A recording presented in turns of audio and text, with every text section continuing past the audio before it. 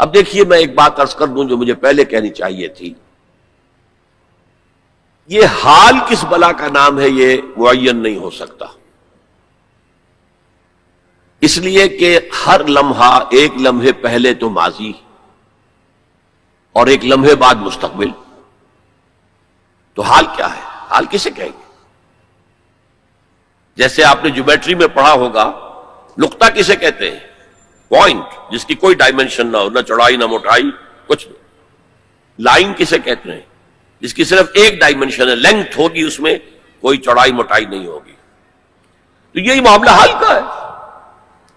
ماضی اور مستقبل کے درمیان ایک یوں سمجھیے کہ ایک فرضی سی لائن ہے جسے ہم حال کہتے ہیں. لیکن یہاں امت مسلمہ کے معاملے میں پہلی جنگ عظیم پر جبکہ ہمارے زوال کا معاملہ انتہا کو پہنچ گیا، اس کے بعد سے لے کر اب تک کے دور کو میں حال قرار دے رہا ہوں. تقریباً 1 صدی، ابھی 10 سال کم ہے، اس کو میں امت کا حال قرار دے رہا ہوں.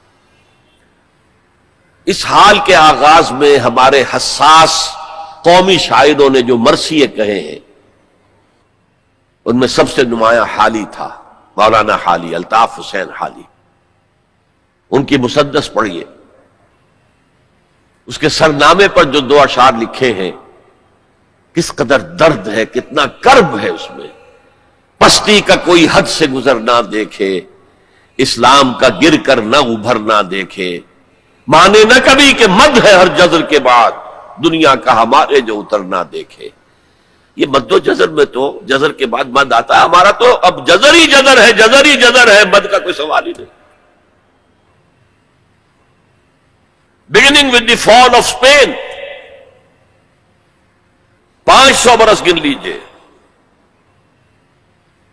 1492 سے لے کر اور 1920 تک تقریباً سمجھیے یہ ہمارا زوال زوال زوال زوال زوال زوال زوال پٹائی. اب جو یہ ہے حال کا معاملہ، اس کا جو میری آبزرویشن ہے وہ یہ ہے، اس میں 2 پروسیس چل رہے ہیں سائیڈ بائی سائیڈ.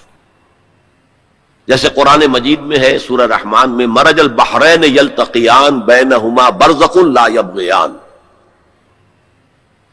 چلائے اللہ نے 2 دریا، 2 روئیں چل رہی ہیں سمندر میں، ایک ٹھنڈے پانی کی رو ہے، گرم پانی کی رو ہے، سائیڈ بائی سائیڈ ہیں، انٹرمنگل کرتے نہیں، معلوم ہوتا درمیان میں کوئی انویزیبل پردہ ہے. بینہما برزخ لا یبغیان.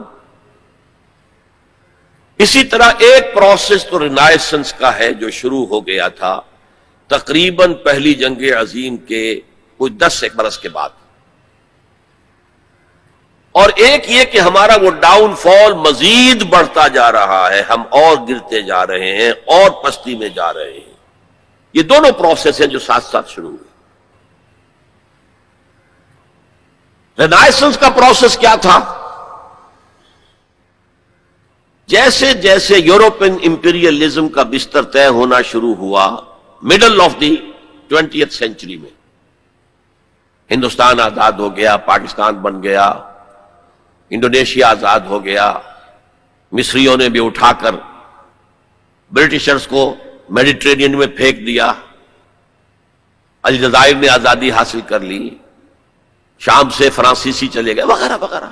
یہ بستر کولونیل بیڈ یہ رول ہو رہا ہے. اس سے مسلمانوں کو ایک اپنا ماضی یاد آیا.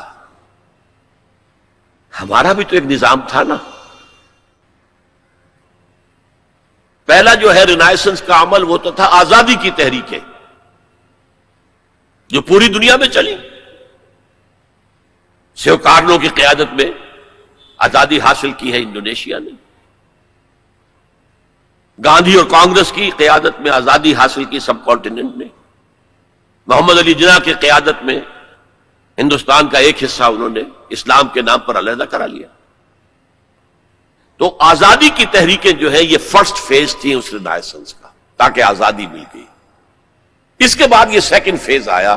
جب آزادی مل گئی تو ہمیں یاد آیا ہمارا بھی تو اپنا ایک نظام ہے نا، ہمارے بھی تو قوانین تھے، فوجداری قانون بھی ہمارا تھا، دیوانی قانون بھی ہمارا تھا، قانون وراثت بھی ہمارا تھا، قانون شہادت بھی ہمارا تھا، فیملی لاز بھی ہمارے تھے. تو ایک ارج پیدا ہوئی کہ اب جب کہ ہم آزاد ہو گئے ہیں اب ہمیں اپنا نظام قائم کرنا چاہیے. لہذا اسلامی نظام کے قیام کے لیے تحریکیں کراپ اپ ہوئی ہیں بیک وقت سائملٹینیسلی مختلف ممالک میں. مسجومی party of Indonesia, Jamaat Islami of the Indian sub continent,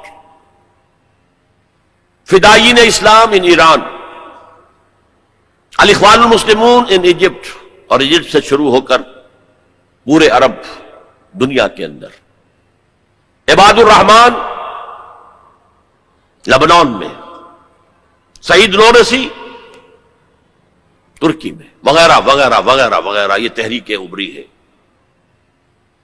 اور ان کے اندر ایک جذبہ ابھرا ہے اپنے ماضی کی باز یافت، اسلام کو ایک نظام کی حیثیت سے قائم کرنا.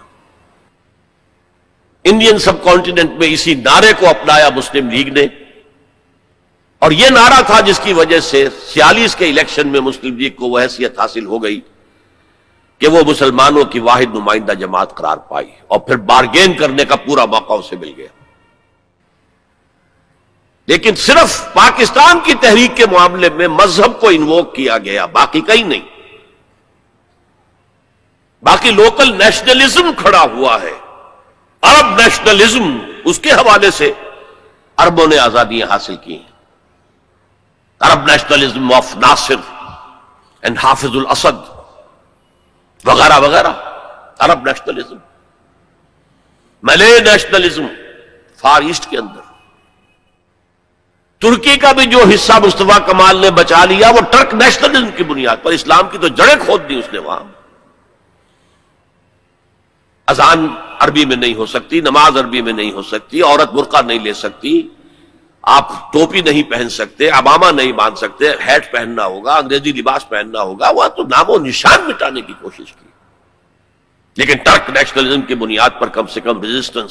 ورنہ واقعہ یہ ہے کہ دول یورپ جو ہیں وہ نام و نشان ترکی کا مٹا دیتے ہیں، اس لیے کہ اس قدر شدید ان کے اندر انتقامی جذبہ تھا.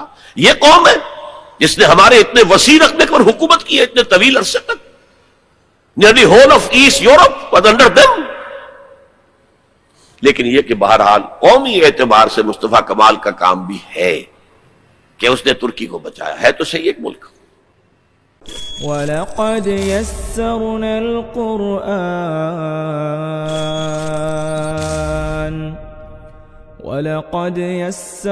الْقُرْآنَ لِلذِّكْرِ فَهَلْ مِن مُّدَّكِرٍ